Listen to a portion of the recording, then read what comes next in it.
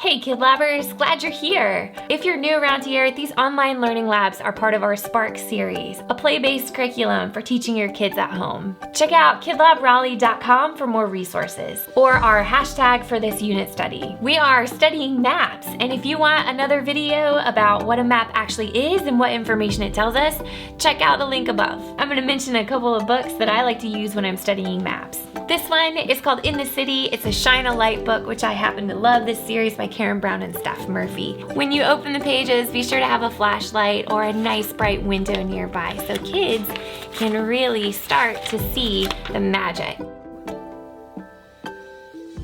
And this one is a fun one. It's called Along a Long Road by Frank Viva, and I really like the graphical style of this book. Today we're talking about city maps, and I love cities. They are hubs of activity and they're great for people watching. Noisy traffic, people always talking, buses squealing by. It's where life happens. People live, they work, they play. What do you see in a city? Can you make a list?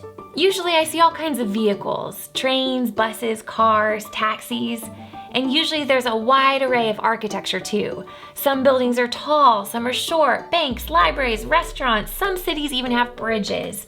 In a city, you can see people working at all kinds of jobs, hair salons, banks, retail stores. But have you ever stopped to think about how a city gets designed?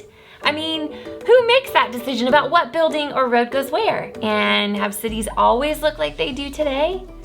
Let's dig in and try to answer some of those questions. But first, a short history lesson, which calls for my history hat. In the earliest days of the American colonies, we're talking late 1600 and 1700s, the majority of people were farmers, and it was common for people to own large areas of land.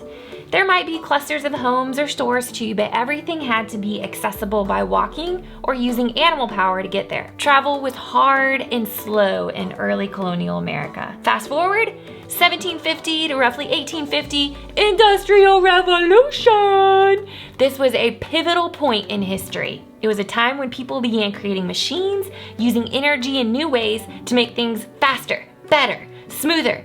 This was happening all over the world. Designers, engineers, and inventors were exploding with ideas on how to make everyday tasks more efficient. Factory manufacturing meant trading and selling a lot more products. There was a new demand for faster transit. Boats, trains had to get bigger, better, faster. More people wanted to live closer to their jobs, so you had a lot more people moving into the city limits.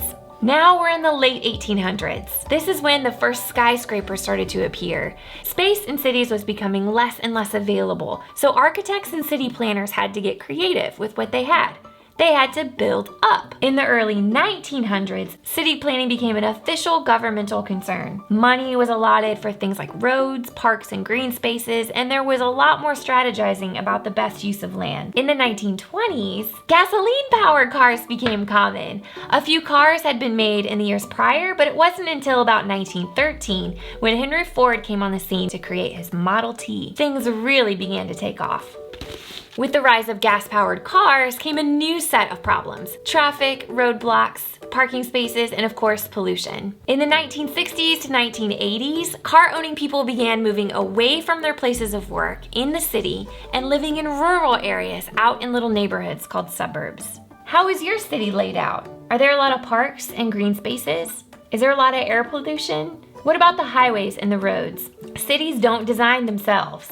Architects, city planners, business owners, developers, even citizens themselves, everybody has a say at what goes where. Which brings us to our project today. We're gonna be city planners and make a map of a city. For your project, maybe you wanna choose the city you live in or the city you're closest to. We're gonna make our map on fabric, so this can also double as a playmat. I'm calling it a Playmap. This is a great STEM project for playful learning. For the young child, this can simply be a playmat. But for the older child, this can lead to hands-on learning about the built environment. There's a lot that goes into city planning. There's math, science, geography, all kinds of mapping skills. You analyze data, critical thinking, problem solving, designing solution. The list goes on. But beyond that, when kids learn about what it takes to build a community, they also become more caring, responsible citizens, and they begin to understand the part they play in their own community. To make this, you're gonna want a pencil, a Sharpie marker, You might choose another kind of fine point marker as well. Fabric of your choice.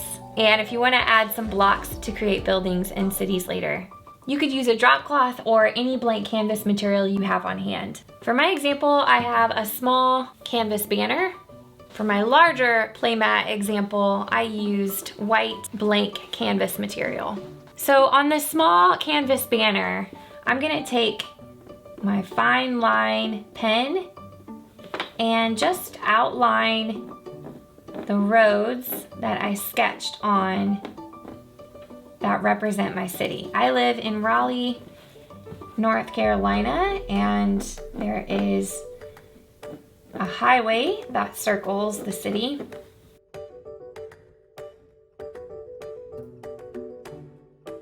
If you're using Sharpie markers, be sure to test your fabric a little bit first to be sure that the marker doesn't bleed.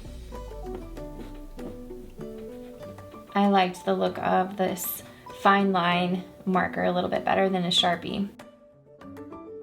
And there you go, you've got a small replica of your city that started. For my larger playmat, I used some blank canvas and I actually projected onto the canvas a map of the city of Raleigh and began to outline then with a Sharpie marker. To finish this project, you could design a set of buildings using small blocks of wood that you might have already. My girls really loved playing with this, and we talked about all our favorite places in the city and how to get from our house to each place. This is such a fun project. I hope you'll try it and include your kids as much as possible.